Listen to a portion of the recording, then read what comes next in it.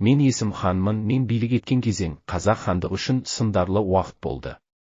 Ел ішіндегі алауыздық күшейіп, хандықтың бірлігіне қауіп төнген еді.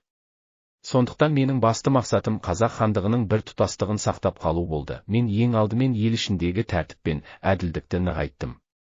Хандықты басқаруда заңға сүйендім. Сол себепті Есім ханның ескі жолы деп аталған заңдар жүйесін енгіздім. Бұл заңдар ру тайпалар арасындағы қарым-қатынасты реттеп, ел ішінде тұрақтылық орнатуға көмектесті. Заң үстем болған жерде бірлік те сақталады. Мен қазақ хандығының жерін бөлшектеуге жол бермеуге тырыстым. Ішкі бүліктерді басып, орталық хан билігінің беделін күшейттім.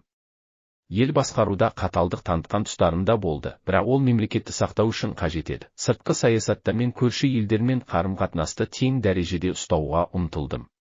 Қажет кезде жауға қарсы әскери күш қолдандым, ал бейбіт жағдайда келіссөзге жүгіндім. Мен үшін сыртқы саясаттың басты мақсаты елдің тыныштығын қамтамасыз ету және шекараны қорғау болды. Мен сенемін, мемлекет күші бірлікте, ал бірлік әділ заң мен мықты билікте. Сондықтан мен қазақ хандығының тұтастығын сақтауды өз өмірімнің басты міндеті деп білдім.